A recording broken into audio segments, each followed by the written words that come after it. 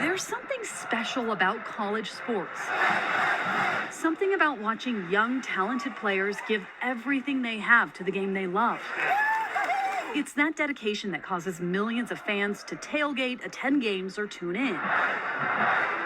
But with college sports generating more revenue than ever, is it time to pay players? So let's go 360. Some sports experts say student athletes deserve a salary. Others think players are already being compensated. But opponents believe this could have negative effects on schools. And tax experts say this could be a complicated change. First, some context. There's a lot of money at stake in college sports. In 2017 alone, the NCAA raked in $1.1 billion in revenue. Schools are also making big bucks. The Big Ten make a combined $1.7 billion in revenue on any given year. And television stations airing the games are also cashing in. The 2018 March Madness tournament brought in nearly $1.29 billion in ad revenue. I played college football at the University of Colorado way back in the glory days. Congratulations. Former NFL player Chad Brown says that needs to change. Not to be compensated for what you bring to that school is unfair. And he believes there's plenty of money to go around. It's too easy. It seems now to be a point where there's enough money coming in from television revenue and tournaments revenue that they can find a way to pay the players. Brown says athletes don't have time to get jobs or just to live the normal college lifestyle, be able to order a pizza on a Sunday afternoon, those kind of things. And being paid to play would help that. But it could also radically change the game.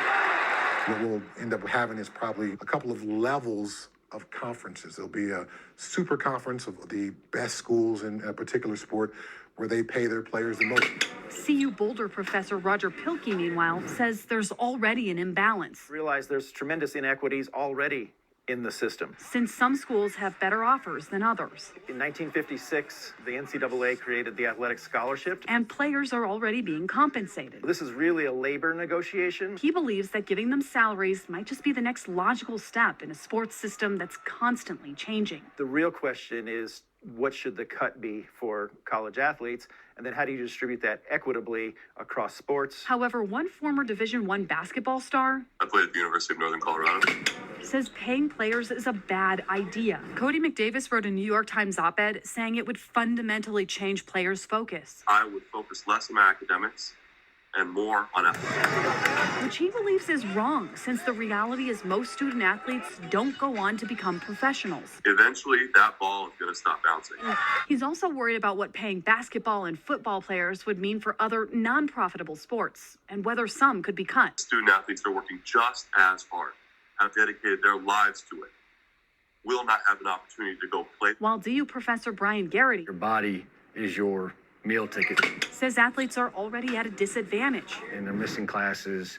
They're often forced or funneled into lesser degree majors, fake classes. So the free education they're getting isn't really setting them up for future success. They come out with something that they're not interested in. But it might take a radical move for something to change. If the athletes ever do unite, if the athletes ever decide we're not going to take the field in one of these BCS $1 million bowl games or the NCAA basketball tournament, that'll be a tipping point. I've been with Grant Thornton 25 years. And here's something else to consider. Paying players could not only affect March Madness brackets, but also tax brackets. Athletic scholarships are generally tax exempt. But Lori Davis says paying athletes could be complicated. Not only would they owe state and federal taxes, but if they went and played a football game in another state, that state could potentially impose an income tax on them. So players could have to file taxes in every state they play a game, depending on its non-resident rules. And that could affect where the games are played or which schools student athletes choose to attend. The Texas and Florida schools who don't have an income tax rate, they could potentially benefit from a recruiting standpoint. That's right, baby! So could Colorado, where state income taxes are low. So many different state ramifications for this. The debate over whether student athletes should be paid is certainly not new. The question of how it would work is even more complex. And who will ultimately win this bracket challenge is still a big question. Megan Lopez, Denver 7.